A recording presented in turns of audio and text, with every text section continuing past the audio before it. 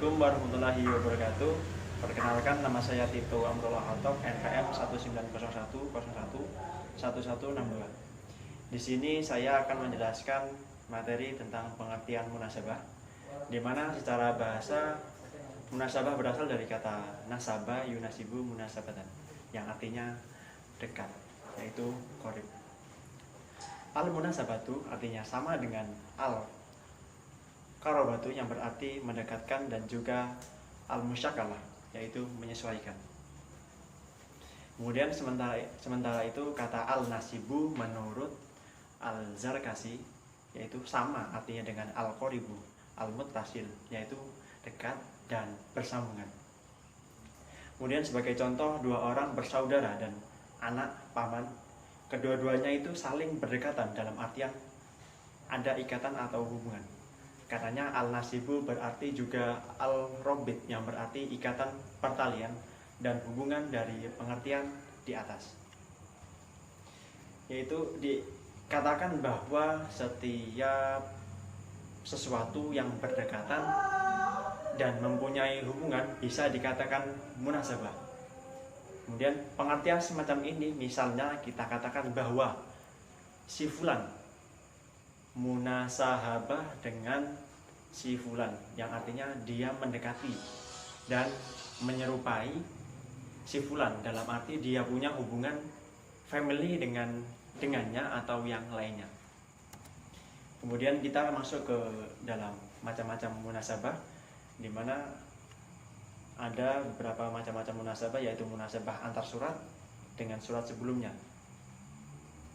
Kemudian ada dalam macam-macam munasabah, yaitu dijelaskan dalam seseorang yang menyimpulkan, yaitu yang bernama As-Suyuti,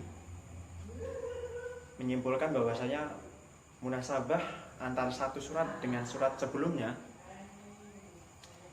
itu berfungsi menerangkan atau menyempurnakan ungkapan pada surat sebelumnya. Sebagai contoh, dalam surat Al-Fatihah ayat 1 yaitu ada ungkapan Alhamdulillah.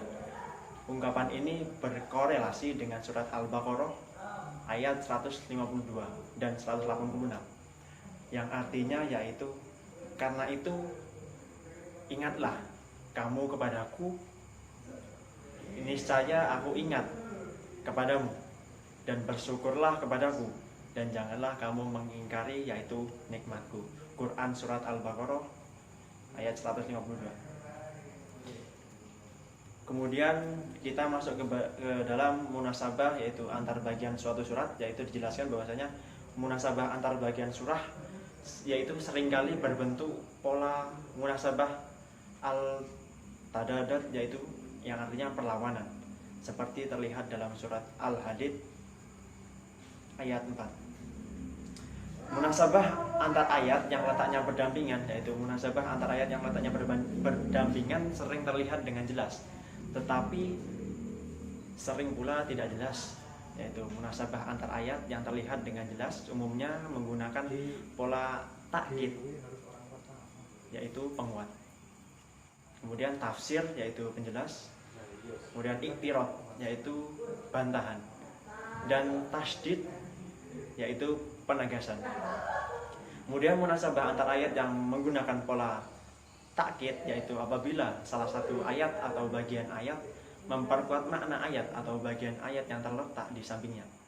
Munasabah antar ayat menggunakan pola tafsir, apabila satu ayat atau bagian ayat tertentu ditafsirkan maknanya oleh ayat atau bagian ayat di sampingnya. Kemudian munasabah antar ayat itu menggunakan pola iktirad, yaitu apabila terletak satu kalimat atau lebih tidak ada kedudukannya dalam i'rab, maksudnya dalam struktur kalimat, baik di pertengahan kalimat atau antara dua kalimat yang berhubungan maknanya. Di dalam surah Al-Baqarah ayat 1 disampaikan di dalam surat Al-Baqarah ayat 1 sampai ayat 20, misalnya memulai penjelasannya tentang kebenaran dan fungsi Al-Quran bagi orang-orang yang bertakwa, dalam kelompok ayat-ayat berikutnya dibicarakan 3 kelompok manusia dan sifat-sifat mereka yang berbeda-beda, yaitu mukmin, kafir, dan munafik. Kemudian ada lagi munasabah antar fasilah, yaitu pemisah. Dari isi ayat macam munasabah ini mengandung tujuan-tujuan tertentu. Di antaranya adalah untuk menguatkan tamkin, yaitu makna yang terkandung dalam suatu ayat. Misalnya dalam surat An-Naml ayat 80, artinya sesungguhnya kami tidak dapat menjadikan orang-orang yang mati mendengar, yaitu dan tidak pula menjadikan orang-orang yang tuli mendengar panggilan apabila mereka telah berpaling membelakang. Itu tadi dalam Quran surat An-Naml ayat 80. Kemudian ada kalimat izza walau mujbirin, yang artinya apabila mereka telah berpaling, yaitu membelakang. Itu merupakan penjelasan tambahan terhadap makna yaitu asum, yang artinya orang yang tuli.